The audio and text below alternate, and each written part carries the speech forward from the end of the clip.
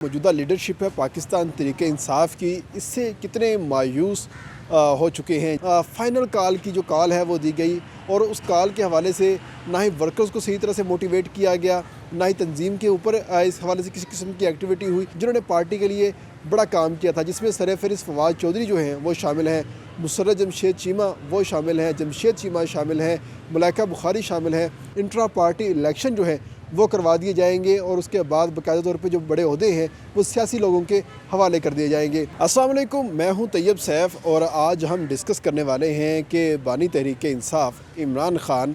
ख़ास तौर पर जो मौजूदा लीडरशिप है पाकिस्तान तहरीक इंसाफ की, इससे कितने मायूस हो चुके हैं, जिसकी वजह से उन्होंने फ़ैसला किया है कि पार्टी के अंदर बड़ी सर्जरी की जाएगी और ख़ास तौर पर वो तमाम रुकन और लीडर्स जिन्होंने पार्टी के लिए पहले बहुत सा काम किया था और उनकी कारकर्दगी जो है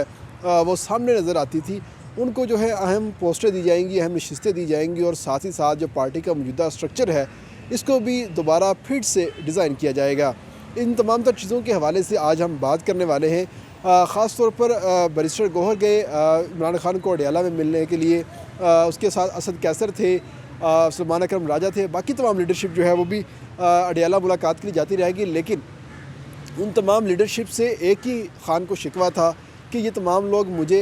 बाहर की बातें अंदर आके ठीक तरह से नहीं बताते और जब वो जेल के अंदर होते हैं जो उनको मैं पैगाम देता हूँ कि बाहर जाके ये बताया जाए, तो बाहर जाके सही तरीके से वो तमाम तरह बातें जो हैं वो नहीं बताते, जिसका उनको शिकवा था। और उनका ये कहना था कि 24 नवंबर को फ़ाइनल कॉल की जो कॉल है वो दी गई और उस कॉल के हवाले से ना ही वर्कर्स को सही तरह से मोटिवेट किया गया, ना ही तंजीम के ऊपर इस हवाले से किसी किस्म की एक्टिविटी हुई। जो भी चीज़ें हुई वो अली अमीन गंडापुर की जानिब से और बुशरा बीबी की तरफ से थोड़ी बहुत एक्टिविटी जो है वो नज़र आई थी। इसके अलावा पार्टी की जो बाकी तमाम तरह क़यादत है वो सिर्फ सेल्फियाँ बना के वीडियोज़ बना के चली गई और ख़ास तौर पर पंजाब की क़यादत से तो वो नाला थे। जिसके बाद उन्होंने फ़ैसला किया कि अब उन लोगों से मिला जाए, उन लोगों को अपने साथ दोबारा मिलाया जाए, वेलकम किया जाए जिन्होंने पार्टी के लिए बड़ा काम किया था, जिसमें सरफहरिस्त फवाद चौधरी जो हैं वो शामिल हैं, मुसर्रत जमशेद चीमा वो शामिल हैं, जमशेद चीमा शामिल हैं, मलाइका बुखारी शामिल हैं और दो पुराने लोग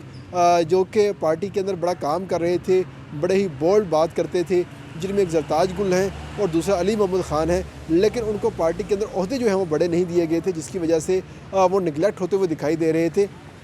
अब तमाम तर चीज़ें जो हैं उनके हक़ में बेहतर होती चली जा रही हैं, जिसके बाद एक उम्मीद की जा रही है कि जो मौजूदा सेटअप है ये ख़त्म हो जाएगा। ये जो वकीलों ने पाकिस्तान तहरीक इंसाफ को घेरा हुआ है मुख्तलिफ मुकदमात के नाम के ऊपर, इन तमाम को जो है वो अब छुट्टी करवा के घर बैठा दिया जाएगा और जो सियासी लोग हैं, जो सियासी मैच्योरिटी रखते हैं, जिनकी बलोगत सियासत के अंदर हुई है, जिन्होंने ख़ान के साथ टाइम गुजारा है, उन तमाम लोगों को ओहदे दिए जाएंगे और साथ ही साथ उनको नई असाइनमेंट जो है वो भी दी जाएगी। जिसके बाद एक अंदाज़ा लगाया जा रहा है पाकिस्तान तहरीक इंसाफ के अंदर ही जो उनके डिफरेंट जो लोग हैं, कायदीन हैं, उनका ये कहना है कि इस वक्त ख़ान बड़ी ही संजीदगी के साथ सोच रहा है कि पार्टी का जो इंटरम सेटअप है वो बनाया जाए और लीडरशिप को उसके ऊपर लगाया जाए और जितने भी पुराने लोग हैं उनको नए ओहदे जो हैं वो दिए जाएँ और जो मौजूदा लीडरशिप है इनको खुले लाइन लगा दिया जाए। तो ये तमाम तरफ फ़ैसला जो है वो हो चुका है और जैसे ही इंटरम सेटअप के ऊपर पार्टी के तमाम लोग जो हैं वो लगाए जाएंगे, उसके बाद उनकी कारकर्दगी को जांचा जाएगा और कारकर्दगी जांचने के बाद बाकायदा तौर पे इंट्रा पार्टी इलेक्शन जो है वो करवा दिए जाएंगे और उसके बाद बाकायदा तौर पे जो बड़े ओहदे हैं वो सियासी लोगों के हवाले कर दिए जाएंगे। अगर सियासी ओहदों की बात करते हैं तो असद कैसर हमेशा से चेयरमैन के लिए बड़े ही एक हार्ड फेवरेट कैंडिडेट के तौर पर सामने आते थे। साबिक सदर आरिफ अलवी जो हैं वो बड़े एक हार्ड फेवर के तौर पे नज़र आते थे। लेकिन ये जो अब मौजूदा सेटअप है और ख़ास तौर पे जो मौजूदा लीडरशिप ने जो पूरा कांड किया है, बुशरा बीबी को उन्होंने अकेले छोड़ दिया था डी चौक के ऊपर, जिसके बाद वो कारकुनान के दरमियान अकेली थी और वहाँ पर डटी रह गई, लेकिन आखिरी वक्त पे आके उनको वहाँ से निकलना पड़ा। तो उन तमाम तर चीज़ों को मद्देनज़र रखते हुए और ख़ास तौर पे अलीमा ख़ान ने जो ब्रीफिंग दी, जो रिपोर्ट दी और तमाम तर जो क़यादत है इसके हवाले से जो अपनी तमाम तर चीज़ें जो हैं वो बताई, जिसके बाद ख़ान ने अब फ़ैसला कर लिया है अब कुछ भी हो जाए कि जो मौजूदा लोग हैं इनको अब कोई बड़ा ओहदा जो है वो नहीं दिया जाएगा, बल्कि पार्टी के दरीना वर्कर्स, कारकुन जिन्होंने पार्टी के लिए कुर्बानियाँ दी हुई हैं और ख़ान के साथ वक्त गुजारा हुआ है, जो ख़ान की सियासी सोच को जानते हैं, उन तमाम लोगों को ओहदे दिए जाएंगे ताकि पार्टी जो है अपने एक्चुअल कलर के अंदर खुल के सामने आ सके और अपने वर्कर को प्रोटेक्ट कर सके। क्योंकि जितनी भी लीडरशिप है वो 26 नवंबर के बाद का जो बयानिया है वो सही तरह से नहीं बना सके थे, वरना पाकिस्तान तहरीक इंसाफ को तो बयानिया की जमात कहा जाता था। लेकिन ये बयानिया जो है अपना किसी भी तरह से कामयाब नहीं कर सके और आपस में ही इनकी जो लड़ाई है